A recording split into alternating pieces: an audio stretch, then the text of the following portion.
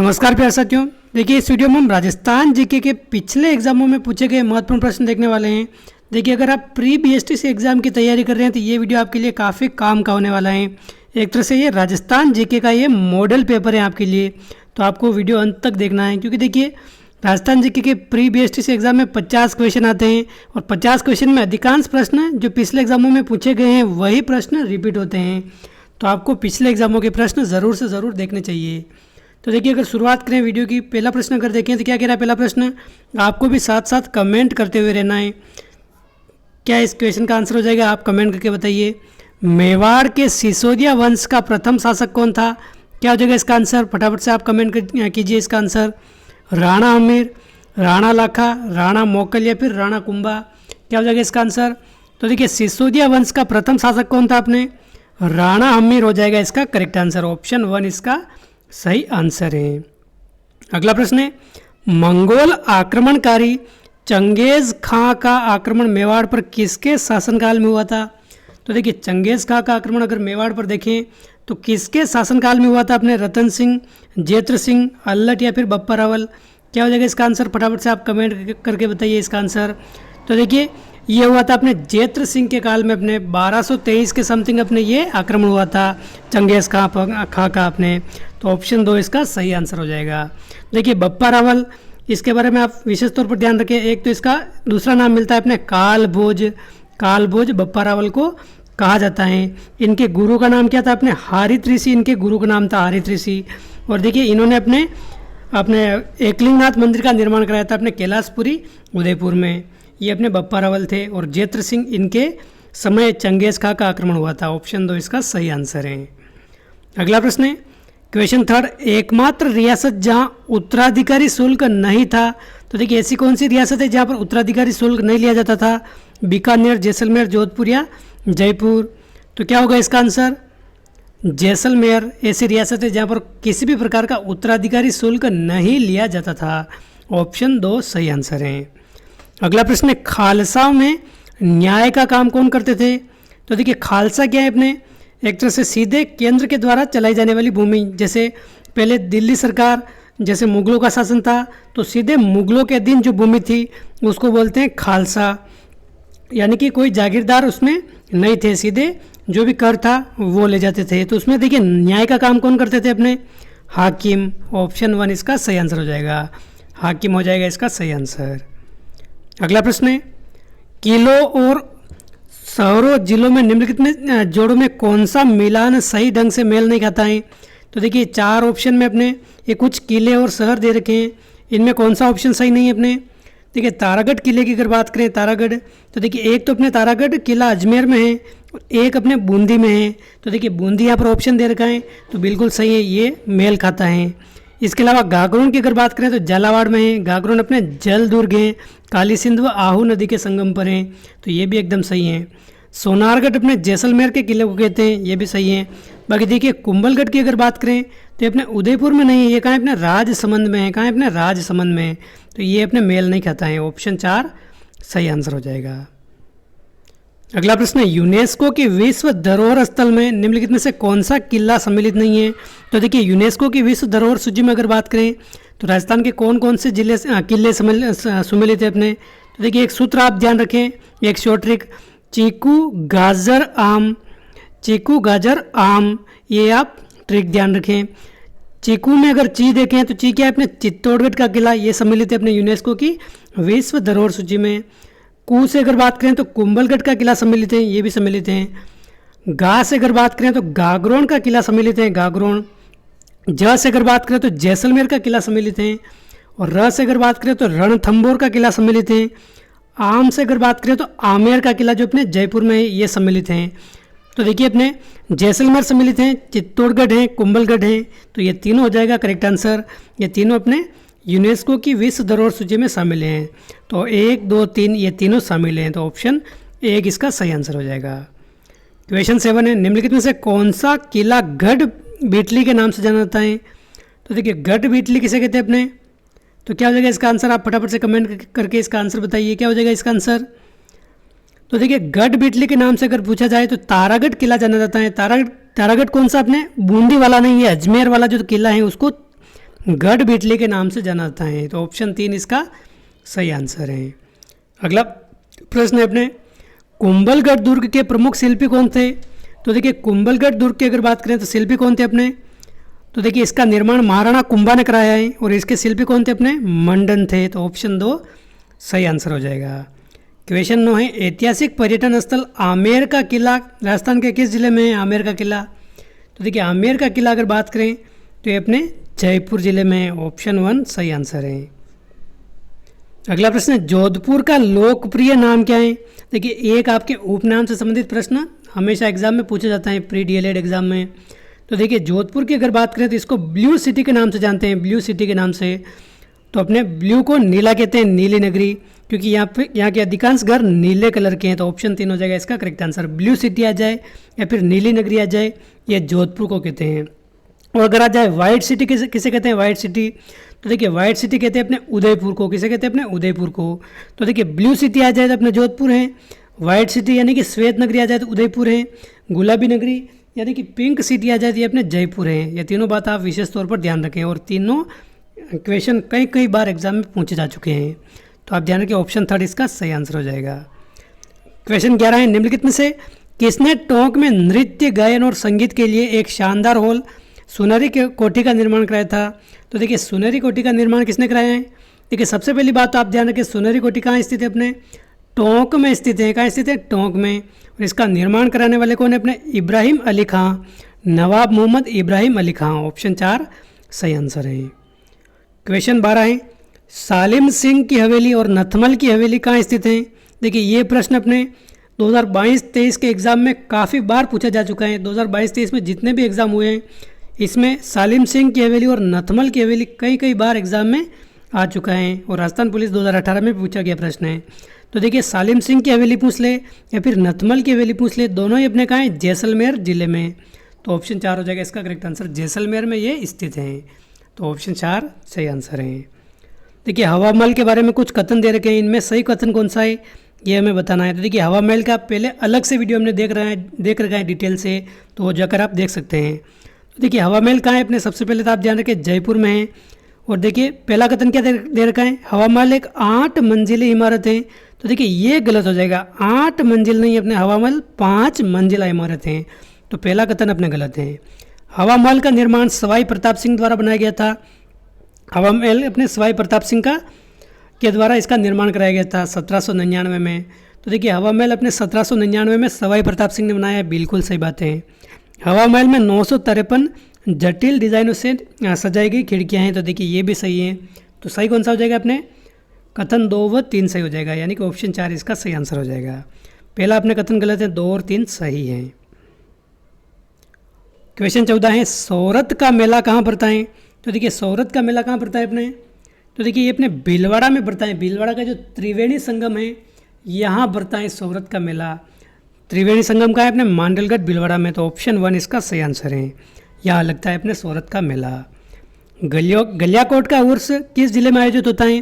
तो देखिए ये प्रश्न कई बार रिपीट हो चुका है। बोहरा समाज का अगर पूछा जाए गलियाकोट उर्स कहाँ लगता है अपने? तो देखिए डूंगरपुर गलियाकोट में लगता है। ये अपने ऑप्शन 1 हो जाएगा इसका करेक्ट आंसर। बोहरा समाज का अगर उर्स पूछा जाए तो अपने गलियाकोट डूंगरपुर में लगता है। ये बोहरा समुदाय से संबंधित हैं। तो ऑप्शन 1 इसका सही आंसर है। तारकिन का उर्स अगर पूछा जाए, तारकिन का उर्स, देखिए बोहरा समुदाय का अगर उर्स पूछे तो गलियाकोट डूंगरपुर हो गया, लेकिन तारकिन का उर्स अगर पूछ ले तो अपने नागौर में लगता है। ऑप्शन 4 सही आंसर है। क्वेश्चन 17 है, विश्व प्रसिद्ध अजरक प्रिंट निम्नलिखित में से किस स्थान से संबंधित है? अजरक प्रिंट, तो देखिए सिंपल सा प्रश्न है, अपने बाड़मेर से संबंधित है। अपने अजरक प्रिंट बाड़मेर से। और एक प्रश्न आ रहा है, काफ़ी बार एग्जाम में आ चुका है, दाबू प्रिंट कहाँ की प्रसिद्ध है? तो दाबू प्रिंट अपने अकोला की प्रसिद्ध है। कहाँ की? अपने अकोला चित्तौड़गढ़ की। तो ये भी आप ध्यान रखें। अगला प्रश्न है, कुदरत सिंह को राजस्थान की किस हस्तकला में योगदान के लिए पद्मश्री पुरस्कार से अलंकृत किया गया है? तो देखिए कुदरत सिंह अपने किस कला से संबंधित हैं? क्या हो जाएगा इसका आंसर? कुदरत सिंह की अगर बात करें तो अपने मीनाकारी कला से संबंधित है। मीनाकारी कला अपने कहाँ की प्रसिद्ध है? देखिए ब्लू पोट्री आ जाए, ब्लू पोट्री या फिर मीनाकारी कला आ जाए, ये दोनों अपने कहाँ की प्रसिद्ध हैं? जयपुर की प्रसिद्ध हैं। तो ऑप्शन 3 इसका सही आंसर हो जाएगा। क्वेश्चन 19 है, मोकड़ी किसे कहते हैं? मोकड़ी, तो देखिए मोकरी किसे कहते हैं अपने, तो देखिए सीधा आप ध्यान रखें, लाख की जो चूड़ियाँ होती है, लाख की चूड़ियाँ, उसको मोकड़ी के नाम से जाना जाता है, मोकड़ी के नाम से। तो देखिए लाख की चूड़ियों को मोकरी कहते हैं। और अपने जयपुर व जोधपुर ये 2 शहर इसके लिए प्रसिद्ध हैं, मोकरी के लिए। तो ऑप्शन 2 इसका सही आंसर है। लाख की चूड़ियों को अपने मोकरी कहा जाता है। राज्य में तूड़िया हस्तशिल्प के लिए कौन सा जिला प्रसिद्ध है, तो देखिए तूड़िया हस्तशिल्प के लिए अगर बात करें तो कौन सा जिला प्रसिद्ध है अपने, जालौर, बीकानेर, धौलपुर या झालावाड़। तो देखिए तूड़िया हस्तशिल्प क्या होता है अपने, तो देखिए तूड़िया हस्तशिल्प एक तरह से कह सकते हैं नकली आभूषण बनाने की जो कला होती है, नकली आभूषण, उसको बोलते हैं तूड़िया हस्तशिल्प। और अपने धौलपुर प्रसिद्ध है यहाँ पर राजा खेड़ा जो अपने कहा है धौलपुर में है, ये स्थान प्रसिद्ध है। तो ऑप्शन 3 इसका सही आंसर हो जाएगा। क्वेश्चन 21 है, महिलाओं का यह नृत्य जिसमें सिर पर रखे छिद्रित मटकों में दीपक जलाकर नृत्य की प्रस्तुति की जाती है, ऐसा कौन सा नृत्य है। तो देखिए इसमें क्या होता है, अपने सिर पर एक मटका रख देते हैं, मटका जो क्या होता है छिद्रित होता है, यानी कि इसके छेद होते हैं, और उसमें दीपक रख दिया जाता है और फिर यह नृत्य किया जाता है महिला के द्वारा। तो ये अपने गुड़ला नृत्य होता है। कौन सा होता है अपने, गुड़ला नृत्य। तो ऑप्शन सी हो जाएगा इसका करेक्ट आंसर। और ये मारवाड़ का प्रसिद्ध है, मारवाड़ का प्रसिद्ध है। तो ऑप्शन सी इसका सही आंसर हो जाएगा। ऑप्शन सी इसका एकदम सही आंसर है। क्वेश्चन 22 है, 13 ताली नृत्य में कितने मंजीरों की ताल होती हैं, तो कितने मंजीरों की ताल होती है अपने, तो देखिए 13 ताली, जैसा कि क्वेश्चन में ही दे रखा है 13 ताली, यानी कि 13 मंजीरों की ताल होती है। ऑप्शन ए इसका सही आंसर हो जाएगा। और ये कामड़ जाति की महिलाओं के द्वारा किया जाता है, कामड़ जाति की महिला के द्वारा। और रामदेव जी के मेले में किया जाता है ये 13 ताली नृत्य। तो ऑप्शन ए हो जाएगा इसका करेक्ट आंसर। और देखिए इसकी अगर बात करें तो कामड़ जाति की महिलाओं के द्वारा ये किया जाता है। क्वेश्चन 23 है, गरबा नृत्य मूलतः किस राज्य का है, क्या हो जाएगा इसका आंसर, गरबा नृत्य। तो देखिए मूलतः अगर बात करें तो सभी को बताइए गुजरात का है। और गुजरात के समीपवर्ती जिलों जो अपने राजस्थान में जैसे वागड़ क्षेत्र, मेवाड़ क्षेत्र, इनमें किया जाता है और पूरे राजस्थान में किया जाता है वैसे ये। लेकिन मुख्य रूप से अगर बात करें तो गुजरात राज्य का प्रसिद्ध है। ऑप्शन डी इसका सही आंसर है। क्वेश्चन 24 है, शुक्र नीति में कितने प्रकार के दुर्गों का वर्णन है। तो देखिए शुक्र नीति में अगर बात करें तो कितने प्रकार के दुर्ग वर्णित है अपने, क्या हो जाएगा इसका आंसर, 9 प्रकार के दुर्गों का वर्णन है। तो ऑप्शन 3 इसका हो जाएगा करेक्ट आंसर। जैसे धानवन दुर्ग हो गया, फारिदी दुर्ग, इस प्रकार 9 प्रकार के दुर्गों का वर्णन है। क्वेश्चन 25 है, किस क्षेत्र की हवेलियाँ अधिक भव्य व कलात्मक हैं। तो देखिए भित्ति चित्रों के लिए अपने किस क्षेत्र की हवेलियाँ प्रसिद्ध है अपने, तो देखिए हवेलियों के लिए तो अपना शेखावटी क्षेत्र प्रसिद्ध है सबसे। तो ऑप्शन 4 इसका सही आंसर हो जाएगा। शेखावटी क्षेत्र की हवेलियाँ प्रसिद्ध हैं। क्वेश्चन 26 है, गूदड़ संप्रदाय की प्रधान पीठ कहाँ स्थित है। तो देखिए गूदड़ संप्रदाय की प्रधान पीठ अपने कहाँ स्थित है, क्या हो जाएगा इसका आंसर। देखिए गूदड़ संप्रदाय के बारे में आप ध्यान रखें, इसके प्रवर्तक कौन है अपने, तो देखिए संत दास जी इसके प्रवर्तक हैं, संत दास जी इसके प्रवर्तक हैं। और भीलवाड़ा में एक दातरा नामक स्थान है, ये अपने गूदड़ संप्रदाय की प्रधान पीठ है। तो ऑप्शन कौन सा सही हो जाएगा अपने, ऑप्शन 2 सही हो जाएगा। गूदड़ संप्रदाय के प्रधान पीठ अपने दांतड़ा भीलवाड़ा है। तेरापंथ किस धर्म से संबंधित हैं, तो देखिए तेरापंथी संप्रदाय अपने जैन, बौद्ध, ईसाई या इस्लाम, क्या हो जाएगा इसका आंसर। तो देखिए जैन धर्म से संबंधित है अपने तेरापंथी संप्रदाय। ये अपने मुख्य रूप से अगर बात करें तो ये अपने श्वेतांबर शाखा से संबंधित है, श्वेतांबर शाखा। और देखिए इसके प्रवर्तक कौन है, आचार्य भिखण जी इसके प्रवर्तक है अपने तेरापंथी संप्रदाय के, आचार्य भिखण जी। तो ऑप्शन 1 इसका सही आंसर हो जाएगा। क्वेश्चन 28 है, राजस्थान में शैव धर्म की प्राचीनतम जानकारी कहाँ से प्राप्त होती है, क्या हो जाएगा इसका आंसर। शैव धर्म की अगर बात करें तो हर्षनाथ प्रशस्ति, ओशा का लेख, सांडनाथ प्रशस्ति या फिर नाथ प्रशस्ति। तो देखिए ऑप्शन 4 हो जाएगा इसका करेक्ट आंसर, नाथ प्रशस्ति। यहाँ से शैव धर्म की प्राचीनतम जानकारी प्राप्त होती है। और देखिए राजस्थान की ऐसी कौन सी रियासत है जहाँ पर शैव धर्म का सर्वाधिक प्रभाव पड़ा था, तो जोधपुर रियासत हो जाएगा इसका करेक्ट आंसर। क्वेश्चन 29 है, कामड़िया पंथ के प्रवर्तक कौन से देवता हैं अपने, कामड़िया पंथ। तो देखिए रामदेव जी हो जाएगा इसका करेक्ट आंसर। देखिए रामदेव जी एक कवि भी थे, कवि एकमात्र ऐसे लोक देवता है जो कवि थे। और इनका ग्रंथ कौन सा है, 24 बाणियाँ इनका ग्रंथ है। तो ऑप्शन 1 इसका सही आंसर हो जाएगा। अगला प्रश्न है, जहांर पीर के नाम से कौन से लोक देवता को जाना जाता है? जहांर पीर किसे कहते हैं? क्या हो जाएगा इसका आंसर? देखिए आप भी साथ साथ कमेंट करते हुए चलिए, ताकि आपको भी आपकी तैयारी का तब पता चलेगा, तब जाकर आप कमेंट करेंगे तो आपको पता चलेगा। बाकी ऐसे सिर्फ वीडियो देखने से तो कोई फ़ायदा होगा नहीं। आप भी साथ साथ इसका आंसर गेस कीजिए कि इसका आंसर कौन सा हो सकता है, और साथ में कमेंट भी करा करें। तो देखिए जहार पीर की अगर बात करें तो ये अपने कहा जाता है गोगा जी को। ऑप्शन 3 इसका हो जाएगा सही आंसर। गोगा जी को अपने जहार पीर कहा जाता है। क्वेश्चन 31 है, किसकी बहादुरी के कृत्य बिट्ठू मेहा के रावले में उल्लेखित हैं? तो देखिए बिट्ठू मेहा के रावले में अपने गोगा जी की बहादुरी के कृत्य उल्लेखित है। ये अपने क्या है, एक ग्रंथ कह सकते हैं इसको। तो ऑप्शन 1 हो जाएगा इसका करेक्ट आंसर, गोगा जी के बहादुरी के कृत्य। क्वेश्चन 32 है, जीवन का अंतिम संस्कार कौन सा है? तो देखिए जीवन का सबसे अंतिम संस्कार कौन सा है अपने? केशांत, समावर्तन, निष्क्रमण या अंत्येष्टि? तो देखिए जो 16 संस्कार होते हैं सबसे अंतिम में कौन सा है? अंत्येष्टि। ऑप्शन 4 हो जाएगा इसका करेक्ट आंसर, अंत्येष्टि अपने सबसे अंतिम संस्कार हैं। क्वेश्चन 33 है, बरी पडला किसे कहते हैं? बरी पडला। तो देखिए आप सभी अच्छे से वाकिफ होंगे अगर आप मुख्यतः ग्रामीण परिवेश से संबंधित हैं, तो आपको पता होगा ये शादी से संबंधित एक रस्म है। तो देखिए वर पक्ष द्वारा वधु पक्ष के लिए जो कपड़े, आभूषण आदि भेजे जाते हैं उसको बोलते हैं अपने बरी पडला। तो ऑप्शन 2 हो जाएगा इसका करेक्ट आंसर। बरी पडला अपने क्या है? वर पक्ष के द्वारा वधु पक्ष के लिए जो कपड़े, आभूषण आदि भेजे जाते हैं उसको बोलते हैं। क्वेश्चन 34 है, भित्ति चित्रों के लिए प्रसिद्ध चित्रशाला कहाँ स्थित है? तो देखिए भित्ति चित्रों के लिए प्रसिद्ध चित्रशाला की अगर बात करें तो नवलगढ़, मुकुंदगढ़, कोटा या फिर बूंदी। तो देखिए भित्ति चित्रों के लिए अपने जो चित्रशाला है अपने बूंदी में स्थित है। और इस चित्रशाला का निर्माण किसने कराया था? अपने उम्मेद सिंह ने इसका निर्माण कराया था। उम्मेद सिंह, तो आप ध्यान रखें उम्मेद सिंह ने इसका निर्माण कराया था।